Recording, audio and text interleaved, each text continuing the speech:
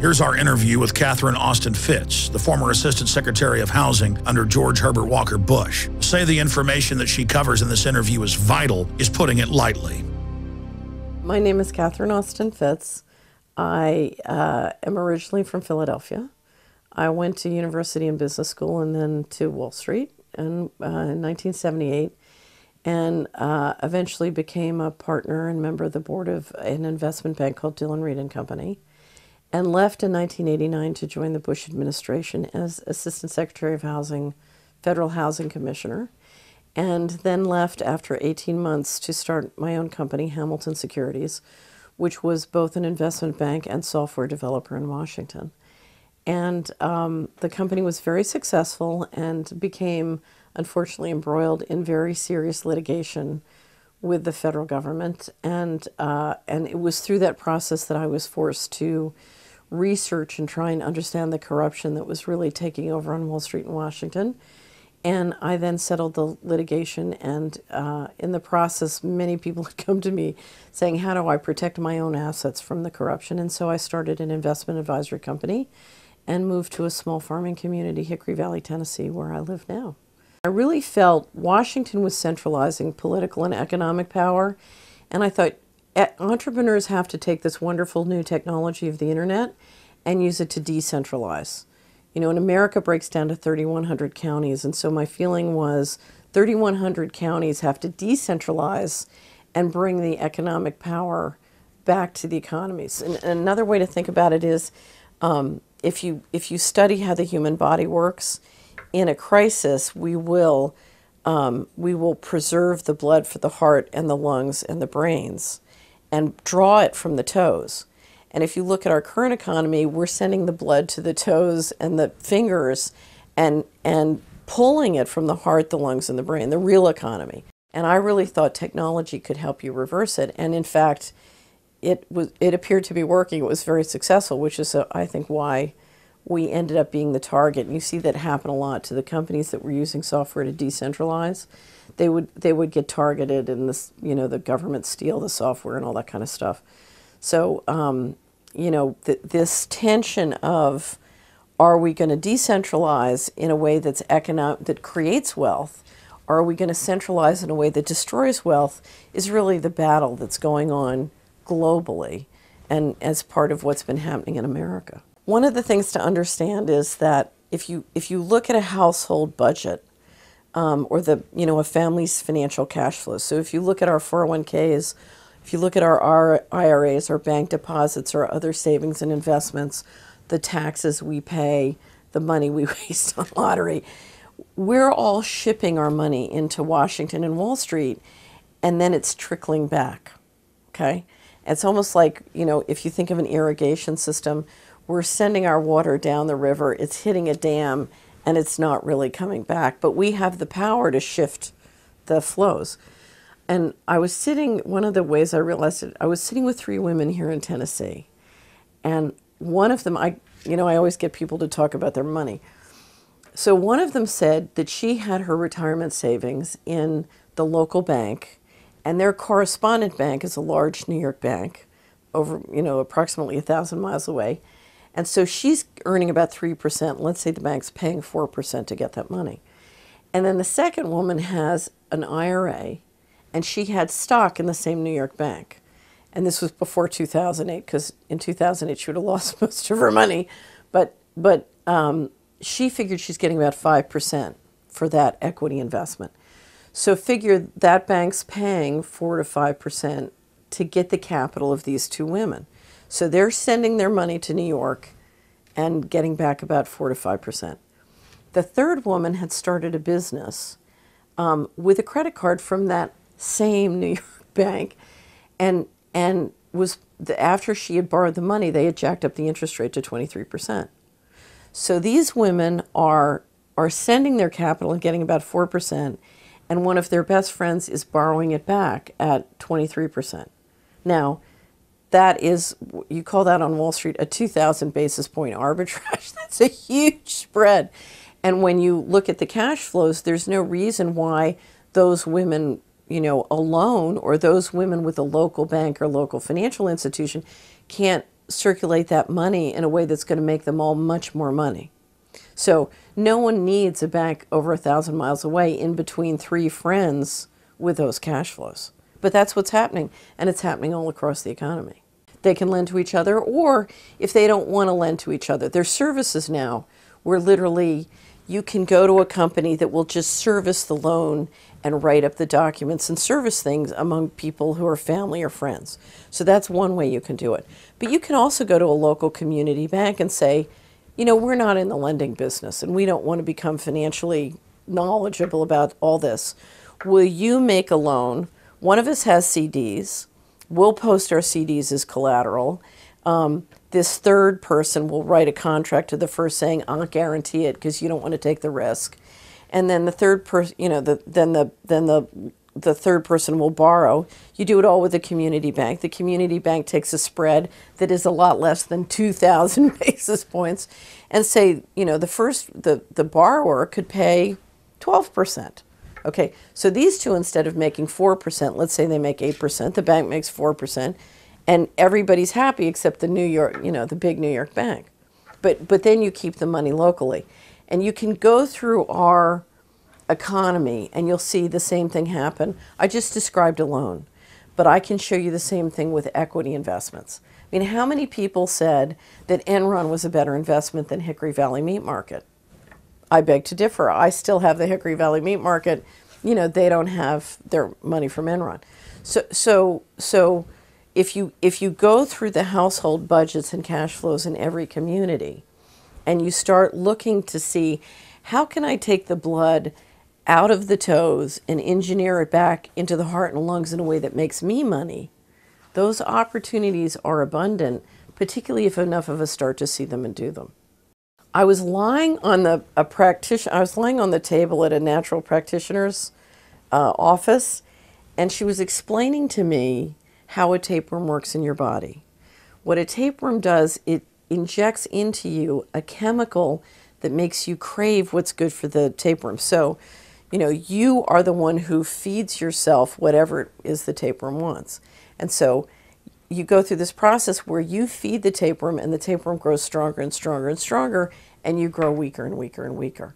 And that's a very beautiful description of sort of our relationship with, you know, what Eisenhower called the military-industrial complex and the financial sector, which has grown like a big fat tapeworm over the last, particularly the last 15 years. But anyway, so I was listening to her and I said, you know, I need to use that phrase. So I started to talk about the tapeworm economy. Because if you look at the tapeworm economy, the media feeds us information about what's good for the tapeworm and bad for us. So, you know, we watch TV or we listen to the TV news, and we're encouraged to do things that make money for big corporations, but in ways that reduce either our physical equity or our financial equity. So they get richer and we get poorer. And so we have this dynamic where we're the host and we're feeding the tapeworm. And the more we feed the tapeworm, the more powerful it gets and the more we lose. So if you go back to the 3 women in Tennessee, they're getting poorer and poorer because they're making less on their investments or they're paying more for what they're borrowing. And meantime, the tapeworm in the middle is getting richer and richer and richer. So a tapeworm economy is an economy where a few insiders can constantly drain subsidy from the outsiders in a way that preserves their wealth, but it shrinks total wealth because the host is getting weaker and weaker and weaker. Since the beginning of the Republic, so from the Revolutionary War till about 18 months to 2 years ago, if you look at all the debt we'd issued to finance everything, so finance the Civil War, World War I, World War II, the Korean War, the Vietnam War, all the infrastructures, the building of the highways, all the bridges, the space program, all that, all the government programs, the GI Bill. So you look at all the debt we've issued to finance everything since the beginning of the Republic, that amount of money was $12 trillion. And then in 18 months, we gave or lent from the Treasury and the central bank an equivalent amount, another $12 trillion to the banks. Now, what was that about? That $12 trillion refinanced out literally $12 trillion of paper, toxic paper, and derivatives that the financial sector issued during the 1990s, the last 15 years, literally to finance a leveraged buyout of the country and the planet. So think of it this way. I want to take you over. I issue everybody else $12 trillion of funny money. I take you over, and then I use your $12 trillion to pay them back. Okay? So literally, we're watching a leveraged buyout of a country, and that's why I call it a financial coup d'etat. And that's what the bailouts were. One of the things that caused this tremendous ballooning of the power and economic resources of the financial sector was in the early 90s, we passed the Uruguay round for GATT, for the General Agreement on Tariffs, Trade and Tariffs. As a result, we changed the rules of how capital can flow around the world. And so suddenly, it's sort of Ross Perot's giant sucking sound. You pull tremendous amounts of capital out of this country, and you shift them abroad into other areas around the world. And one of the things, in fact, that happened, we do a lot to pull liquidity on those other areas so that you can buy in cheap. So you pump up the United States economy at the same time you flatten the economy in Asia or in Latin America so you can buy in, so you take this money at a high price and buy in cheap at a low price. Okay, so they're shifting massive amounts of capital, and as they shift that capital, they totally change who's the owner. Okay, so when it leaves this country, $5 trillion of that money is in the United States government, so it's shared, it's in the commons, if you will. By the time it gets to Asia, the ownership is in the hands of small numbers of people. So you see this enormous capital shift. And one of the other things that happens as that capital shift occurs is we're watching the end of sovereign governments and the rise of corporations. We're literally changing the governance structure on planet Earth so that we're no longer governed by countries that coordinate with each other. We're literally governed by private corporations. In this process, and part of it is privatization, you're watching liabilities being shifted into sovereign governments and assets being shifted to corporations. Okay? So the corporations are getting the assets and the governments are getting the liabilities. So let's go back to the bailout. One of the ways to look at this is when we did that capital shift, we said in the beginning of the 90s, we can't afford the retirement of the boomers. We've promised them in Social Security, Medicare, and Medicaid more than we can afford to pay. So what we're going to do is we're going to pull all their retirement savings out. We're going to basically shift out all the money that's in the pension funds, the equivalent, okay? And what we're going to put back in their pension funds is phony baloney paper. And we're going to shift out the money that's in the Social Security fund and shift in phony baloney paper. So that once we've gotten all the money out, they're going to be sitting with a bunch of phony baloney paper and promises to each other. Okay? So it's really a way of leaving the American middle class high and dry and getting out while the getting is good. In the 90s, there were a group of people in Washington who, clearly seeing what was going to happen with globalization, said, look, we're going to transfer all the jobs abroad, and we're going to transfer huge amounts of capital abroad. And what that means is we need Americans to change. We need to help the broad middle class and the citizenry adapt to these changes. And that means we need to pay down our debt, and we need to flow equity capital back into small business, because small business is what is creating the jobs. And we need to integrate new technology into small business and into communities. So I had started the software developer Hamilton Securities Group. What we were doing was we were making a software tool called Community Wizard that would let people see where all the government money was within their county or their community.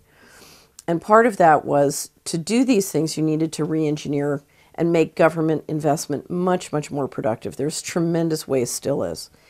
And you really needed small business to be an engine with government of job creation in a way that would produce a lot of financial wealth. Because that's what the boomers needed for retirement. They needed They needed the pension funds to really be sufficiently funded. Okay, so there's a whole group of people interested in making this all possible. And so while the money would flow out and manufacturing and jobs would flow to Asia, there would be something new lifting up. Okay, so all of this was known. I don't know if you remember Newt Gingrich running around and saying every kid needed a laptop. Well, that's what he was talking about. He was talking about integrating new technology and helping revive new skills. Okay, so we knew all this was going to happen, and we knew that we needed a plan to deal with it. Okay, so I was part of a group of people saying, pay down your debt, flow equity, small business, create new skills, new jobs, because otherwise the American middle class is toast. Well, you know, sort of the litigation that we dealt with was the response. The federal government said, no, we want you guys to leave town, and we're going to force you out with dirty tricks. And instead what we're going to do is we're going to have a bubble. We're going to have a housing bubble and get everybody, instead of building new skills, to run around and just build bigger houses. So we're going to build much bigger houses, and while everybody's building bigger houses and watching TV, we're going to quietly move all the money out of the country. And then when it's all said and done, you know, it'll be too late, because they'll have, instead of less debt, more debt. They'll have fewer small businesses, because we're going to have our big franchises and corporations come in and take over the local market. And, you know, so we'll have a party and no one will notice. And then by the time they notice, it'll be too late. And so what happened was the average American family was encouraged to take on mortgage debt, auto debt, credit card debt that in many respects they did not know that they couldn't afford. Now, what was amazing was the government and the financial institutions knew they couldn't afford it. In other words, they encouraged them to take on this debt, knowing that the policies were being engineered that would cause their incomes to fall later on. So, for example, let's just say you're a man with a family and 2 kids, and you have a job as a software developer, and you feel like you're doing very well. You don't know that a whole series of things are going on behind the scenes that mean you're going to lose your job in 3 to 5 years. I mean, it's statistically very probable, okay? So you don't know that, but the financial institution that's making you the loan does know that, okay? So they come to you and you say, well, you know what, the housing prices in Austin, Texas are rising, and I'm doing well, and my family's growing, and I need a bigger, it's a perfectly reasonable thing. And that's a strategy that's always worked for Americans with very rare exception. So that's the responsible thing for you to do. And I say, oh yeah, no, I'm encouraging you to do that. And in fact, you don't need to make a down payment, and I'll encourage you to, so I encourage you to do the mortgage, and you take out the mortgage, you buy the house. Now, under the law, I'm not an attorney, but my understanding of the law is, if I know something about your financial situation that you don't, and I don't disclose that, that's a material omission. So if I don't say to you, Mr. Smith, you keep your savings in this bank, and we're using your savings to loan money to JP Morgan Chase to move all these jobs abroad. In fact, all the jobs for your food stamp government contract, we're moving to India. So you as a taxpayer are going to fund these jobs. Your deposits are moving these jobs. And when we get these jobs all moved in another 3 to 5 years, you'll probably lose your job. Okay? We don't tell you any of that. We just say, here's more debt. Now, under the law, I believe that there's a case to be made that that's fraudulent inducement. Fraudulent inducement is if I encourage you to take on debt and fail to disclose something that I know that you don't. That's a material omission under the law. It's illegal. Okay?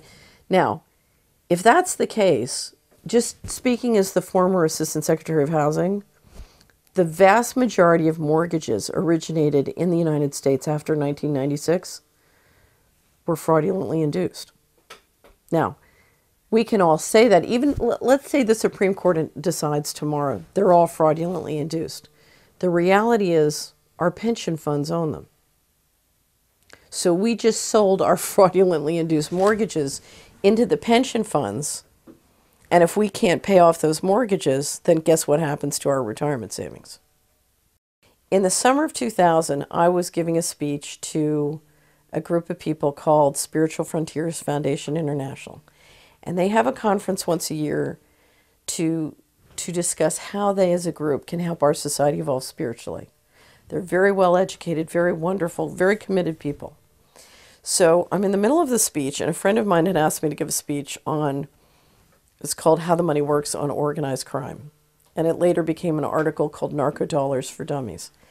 And so I'm in the middle of the speech, and I'm describing the fact that the Department of Justice a year before had told a reporter that I work with that the U.S. economy launders $500 billion to $1 trillion of all dirty money. So that's narcotics trafficking, that's tax evasion, that's financial fraud. With financial fraud, it's much bigger now. So I said to this wonderful audience of spiritually evolved people, what would happen if we stopped?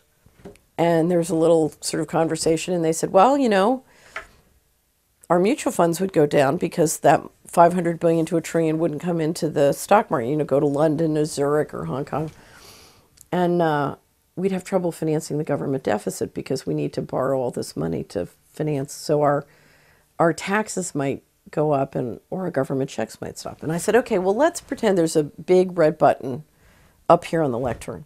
And if you push that button, you can stop all hard narcotics trafficking in your city, your county, your state, your country tomorrow, thus offending the people who control $500 billion to $1 trillion a year of money laundering through the U.S. financial system and the accumulated reinvested capital thereon over the last umpteen years. Who here will push the button? And out of 100 people dedicated to evolving our society spiritually, guess how many would push the button? 1. So I said to the other 99, why would you not push the button? And they said, we don't want our government checks to stop, we don't want our taxes to go up, and we don't want our mutual funds to go down. So that's the conundrum. Because if you look at the American financial system, we have created through force, you know, it's called the central banking warfare model. The central bank prints paper, and then the military makes sure that everybody takes it while they're extracting the natural resources for cheap, right? Okay, so the tapeworm economy is not just in America. The tapeworm is extracting a subsidy all around the world. And until 2008, most Americans were the beneficiary of that. Now, you can say most Americans were naive. If you look at every county in America, one of the biggest businesses in every county is narcotics trafficking. Illegal drugs targeted at the children that makes everyone money. Okay? And then the government has huge war on drugs, and that makes a lot of other people money. So one of the biggest industries in America is the genocide of the children of our neighbors. That puts us as a people across the line because we've been complicit. I spent a decade trying to warn my family, my friends. You know, I ended up on Alex Jones and all sorts of radio shows explaining. I was the former Assistant Secretary of Housing. I was a former partner of a Wall Street firm. And yet the majority of people who heard me wouldn't believe me and wouldn't listen. So we've all gone along, we've all been complicit, we've all one way or another been the beneficiary.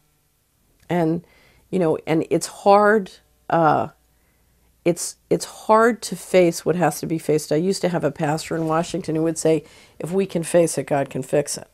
And what came out that day that I told the story about the story of the group I was speaking to was, what they didn't understand is if they would just look at it, if they would just look at the red button problem and talk about it, that there was a way to turn the red button green. In other words, the question we need to ask is not should we push the red button, but how do we make money pushing it? So I call it turning it green. Because there are. The tapeworm economy is draining us. And so the issue is how do we reverse that drain? How do we start to get energy for us instead of giving energy to the tapeworm? And so part of it is delinking it from this global taxation system that's going on that we all think we've been the beneficiaries of. Because the day of the insider sharing the subsidy with us is diminishing. We've been gutting our whole economy for decades. I mean, we've been moving manufacturing capacity abroad, you know, significantly since the since the 80s. So this has been going on for 25 years, and it's continuing. And, you know, there's a myth that we're moving it abroad because it's more efficient, and that's not always true. A lot of times we're moving it abroad because we can change who owns it and who controls it by moving it. So, you know, it's churning and it's pumping and dumping in a way that doesn't make the economy wealthier. But there's no doubt that the whole GATT process is one that is to me terrifying. And I'll tell you where the greatest danger lies. The greatest danger lies not in the wiping out of the American middle class or the re-engineering of jobs and how they work, or even the transference of power from sovereign governments to corporations. The most dangerous part of GATT is the creation of a corporate right to create patents on life. So to create terminator seed and control the seed and food supply. What GATT is doing, particularly if this new round, the Doha round, goes into implementation, is basically shifting 2 to 3 billion people off the land as small farmers and either killing them or into the cities in a process that will ultimately control the seed and food supply, as that seed and food supply is being genetically manipulated. And when you take 50% of a planetary population and move it from something where it's eating healthy food on a self-sufficient basis into a dependent role where it's dependent on corporations for food that is not healthy, then you're talking about a kind of planetary slavery, which is more horrible than anything we've ever envisioned. Now, one of my questions is control, you know, to control, to build a global financial system around a dollar, in which the dollar is hugely subsidized by this sort of global taxation system.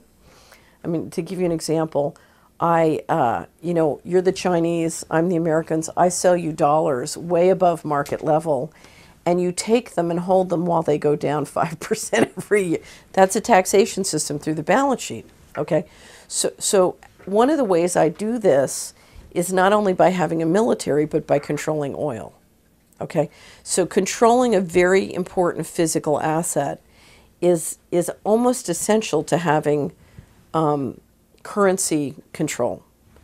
And one of my questions is control of the food supply part of implementing a global digital currency? There's nothing more important to building either a healthy civilization or a healthy economy than transparency. Okay? So one of my favorite economics book is a book called The Evolution of Cooperation by a brilliant economist, Robert Axelrod. And in it, he describes the conditions. What are the conditions that would bring about an economy where people make money by building, you know, peace and cooperation instead of war and destruction? And what he finds out is the most important condition precedent is transparency. And transparency means that if I want to consider engaging in a transaction with you, I know if you're a good guy or a bad guy. Do you wear a white hat or a black hat? Yeah. You know, if you can go to the other side of the planet and rape and kill and maim and then come back and be socially prestigious here and me not know, then crime pays. In that economy, if you can do dirty in secret and still be socially acceptable, then crime will always pay in that kind of economy.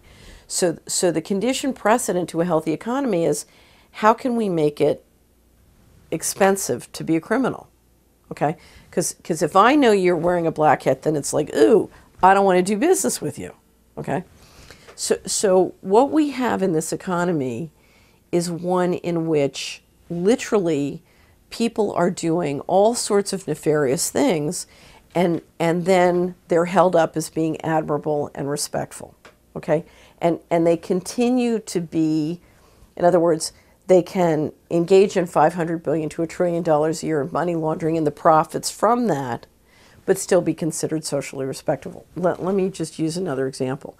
There's a wonderful lawsuit, the European Union, on behalf of 11 sovereign nations of Europe, sued RJR Nabisco for money laundering with Saddam Hussein's family, the Russian mafia, Latin American drug cartels, on and on and on. It's the most, it's better than a Tom Clancy novel. And it describes in the lawsuit how this money laundering was done at the highest levels of the corporation. Well, who owned RJR Nabisco at the time of the lawsuit, that the lawsuit describes? Well, it was KKR, okay? One of the most prestigious private equity and leveraged buyout firms in the world. Okay, so at the beginning of this year, we see, Henry Kravis on the cover of, it was either Time or Newsweek, being held out as the next Warren Buffett. Well, no, he's not. He's the next mafioso. Do you know what I mean? But these people are honored because we don't have that kind of transparency in the economy. So there's an official story which has nothing to do with the real story, because we know the real story is being driven by the covert cash flows and the dirty tricks. So we've got the official story, we've got the covert, or sort of what I call the real deal. And let's say a little piece of information about the real deal starts to sneak into the public mind. So because because of the internet, because of all these different ways we have of communicating with each other, people start to realize, well, wait a minute, what is all this stuff about Mena, Arkansas, and the Bushes and the Clinton families being partners on this drug operation and all this hard, and Goldman Sachs and AIG doing these dirty deals with the housing authority? What is all this stuff about Mena, Arkansas? As soon as that happens, what you'll get what I call attack poodles. They are the official enforcers who are trying to kill anything outside of the official story that pops up. So a massive effort is made to come up with official explanations that incorporate all this, while anybody who's promoting anything outside of the official reality gets hit by the attack poodles. So for example, we see Gary Webb, who wrote the Dark Alliance story, one of the most incredible pieces of investigative journalism I've ever read. And so I'll never forget when I picked up the Dark Alliance, but I'd heard about the Dark Alliance story but never saw it. It was published in the 1996, in August of 1996, by the San Jose Mercury News. I never saw it when it up. When the attack poodles got going, the San Jose Mercury News took it down, but Gary Webb published a book. Now, I've worked as an administrator in the federal government, and if you understand the machinery of federal government operations and enforcement and regulation, it's highly complex. Now, a lot of times I'll read a book by somebody and there's all sorts of little mistakes about operations because they've never worked in government and they're not telling the truth. And I'll never forget when I read Gary Webb's book, it was absolutely impeccable. It was everything rang true to me in terms of all the details of operations, regulations, et cetera, and the fundamental economics. And that's when I know, this guy has the story. Well, if you look at what happened when Gary Webb published it on the San Jose Mercury News, he put up all the legal documents, thousands and thousands of pages of legal documents. And I have friends who are in the minority. They have news businesses in the minority community, the African American community. They downloaded all the documents. And so suddenly you couldn't kill the story.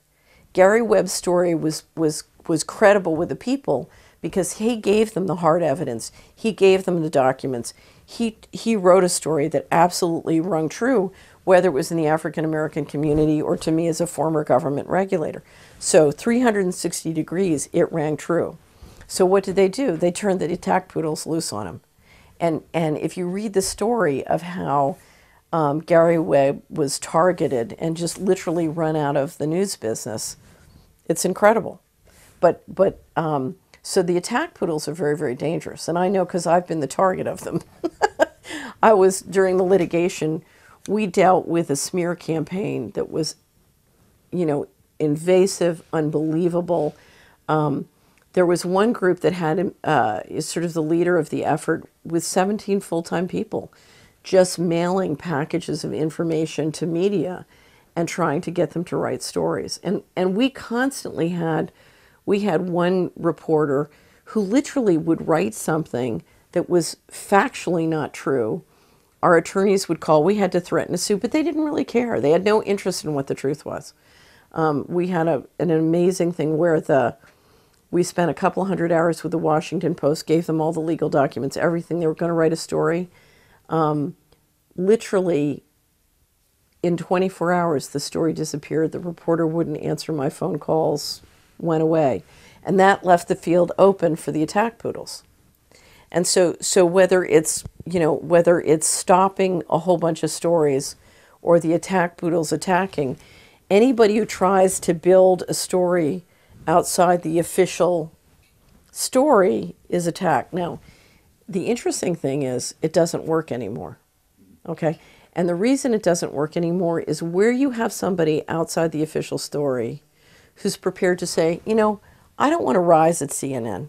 I don't want a job from the current administration. I don't want any part of you. I'm just going to sit over here and tell the truth. Alex Jones is a perfect example. I'm going to build my own thing, and I'm going to tell the truth, and I don't care what you all you attack poodles can say and do whatever you want, but I'm going to stand firm on the evidence. The beauty of the internet is we can put all the legal documents up. We can put massive amounts of documents and evidence, and for an audience that's willing to listen to some, people who are going to take the time to read that stuff, it kills the attack poodle.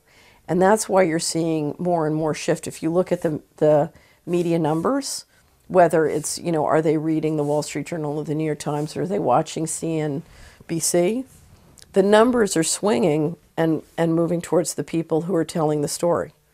But there's no doubt about it. Everybody in our world telling the true story has got to deal with attack poodles.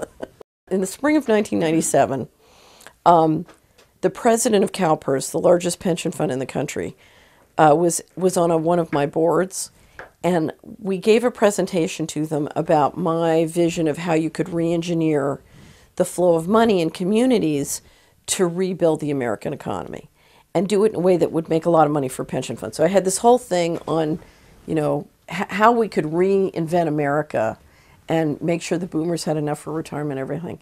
So the president of CalPERS is in the presentation. He looks at me and says, "You don't understand. It's too late. They've given up on the country. They're moving all the money starting out of the country, moving, in the fall." So that fall is the beginning of fiscal 1998. October 1, 1997 is the beginning of fiscal 98.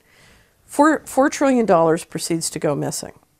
So I start writing and publishing all of these stories about, there's $2.3 trillion missing from the Pentagon this year. There's $1.1 trillion. There's $59 billion missing from HUD this year. And, story after story using government documents documenting massive amounts of money are going missing. Okay, so what happens next? John Stossel does this huge story about how people at the Pentagon are using credit cards and not paying the money back.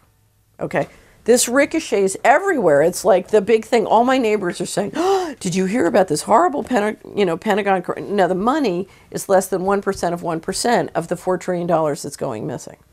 So basically, while the big boys are walking away with $4 trillion over here, everybody's over here saying, "Oh, they're using credit cards to buy purses, and this is terrible," And that's the, so we have the attack poodles coming at me because I'm telling the real story.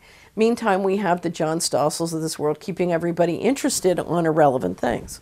When the litigation occurred with me, they tried to set me up on a obstruction of justice charge.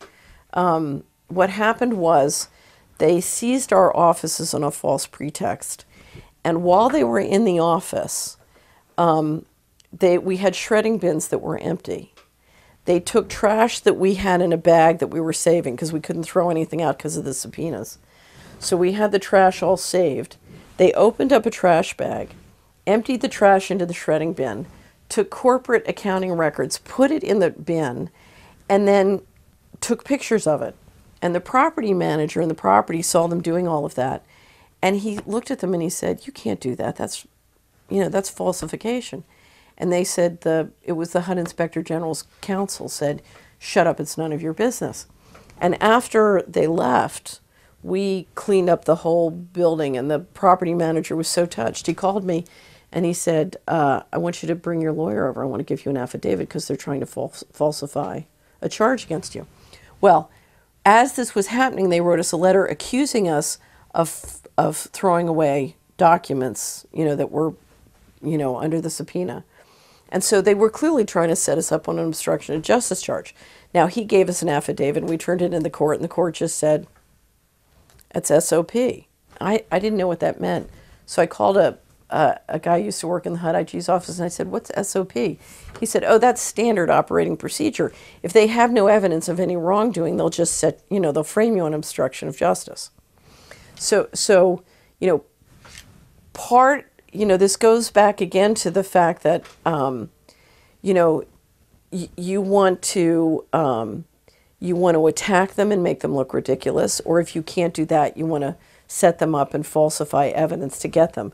But it's one of many different tactics you do to try and keep the population in the official story, and part of doing that is giving them these sort of fake stories like the John Stossel, the modified hangout.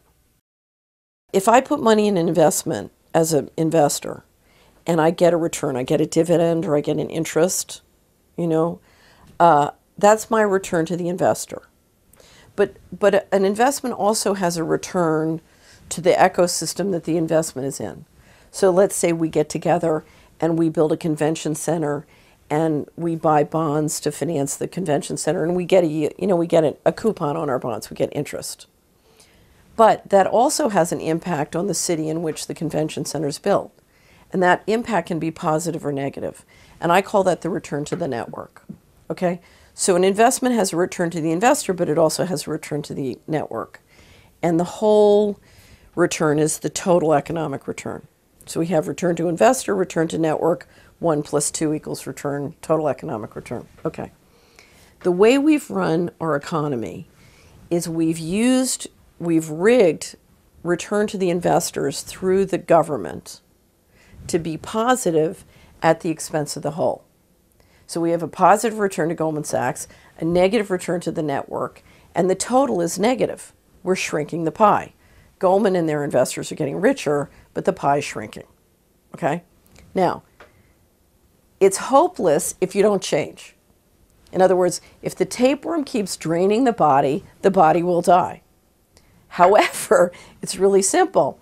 To me, the host dying is not a good plan. Why don't we simply eject the parasite? Why don't we say, okay, Wall Street, we invite you to grow up and manage your business so it improves the total economic return.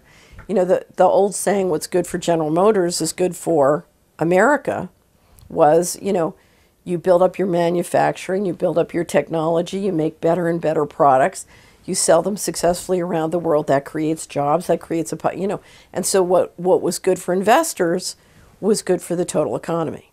Now, the minute we say as a financial system, we're all going to make money on things that have a positive total return, the whole thing spins and turns around.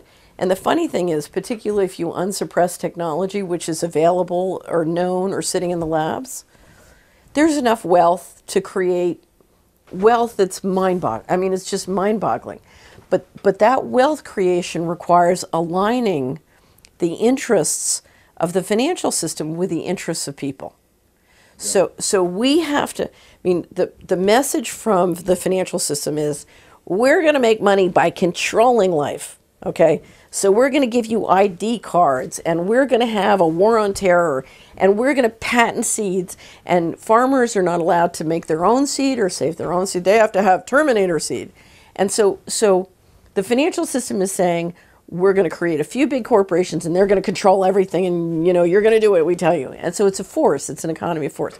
The minute you say, no, you know something, we're going to try democracy, we're going to try capitalism, because organized crime is not capitalism, but markets. We're going to try democracy and free markets and all this stuff, and we're going to let this technology out of the lab and into the real world, so we don't need electricity bills of $300 to $500 a month. Basically, what would it be? I don't know, $10, $20 a month. So we're gonna integrate all this stuff, and we're gonna create alignment so that people can trust each other again. We're making up with force what we don't need force to do. What trust can do if people can trust each other. But that requires that the insiders have to respect the same laws that they require of everybody else. That's a big, big change. So the reality is, if we're going to keep running things where there's a positive return to investors and a negative return to the whole, then there are no solutions. The minute we say, okay, you know something, we're going to run our capital and we're going to make our decisions based on what has the highest total economic return, then suddenly you're talking about wealth creation that literally most people in my generation can't even fathom. When I was at Hamilton Securities, and we had built databases that would allow us through this community wizard tool to see how all the money flowed by county. And we said, okay, what if we were free to re-engineer government money so that it would produce the highest total economic return, irregardless of what corporation then got the defense contractor and what not-for-profit got the phony baloney rigged HUD deal. Let's say we could just allocate all the money according to what would create the most economic health and the most jobs. Let's just pretend that I had a really brilliant PhD guy from MIT who I gave this assignment. I said, I want you to go engineer, if we could finance communities with equity, how much equity could be created? And he came back, and the number was so big, I thought he made a mistake. I said, that can't possibly be. He had the float on the New York Stock Exchange increased like a multiple of 6 times. In 5 years, I said, that can't possibly be true. Go back. He kept doing the numbers over and over again, and finally I realized, it is true. Because the shrinkage is so great. I mean, if everybody's walking around scared and feeling like a slave, you just don't have a happiest society, but you don't have a productive economy. And literally, if you could re-engineer government investment in this country tomorrow and finance communities with equity and let businesses compete not on, who has Goldman Sachs behind them as opposed to, who's productive, the wealth that could be created is phenomenal, and there is a way out. Now, that's a very deep cultural change. I mean, the guys at Goldman Sachs, and I'm picking on them, they haven't competed based on merit their entire life. They don't know what that is, and they don't know that they don't know. Yeah. Okay?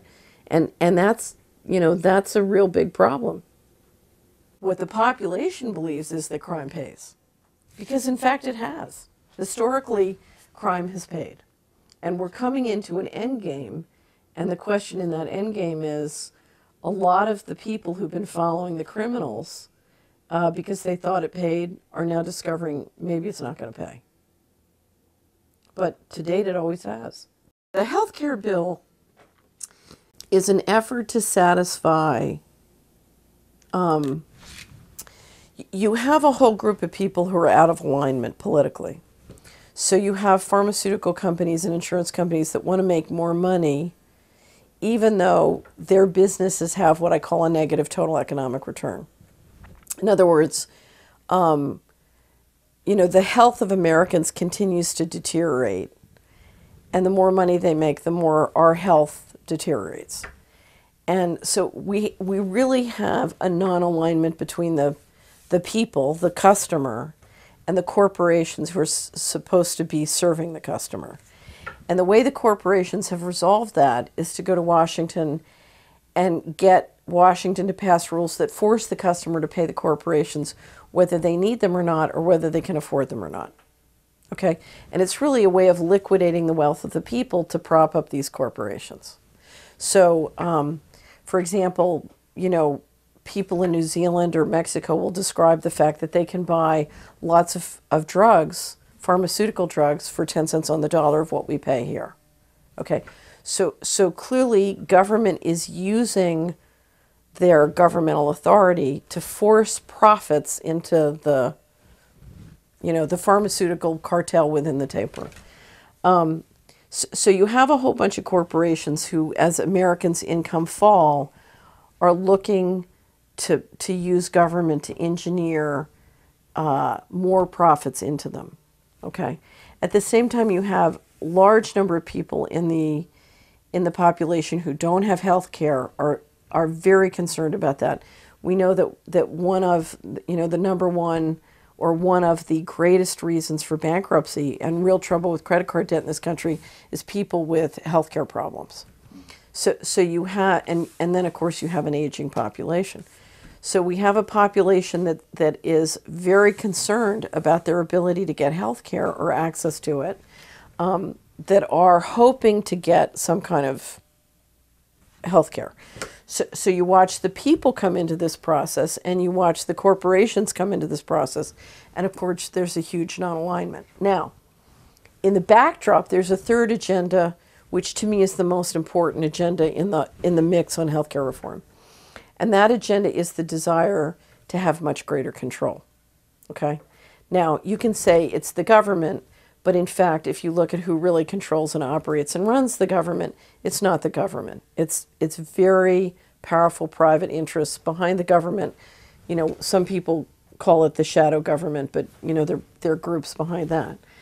And if you look at the provisions that have been discussed for controlling doctors, dictating to doctors what their policies will be, requiring disclosure to the government of all sorts of confidential private information about people and their health, you're looking at one of the most effective tools to implement fascism that I've ever seen. Now, let's go back.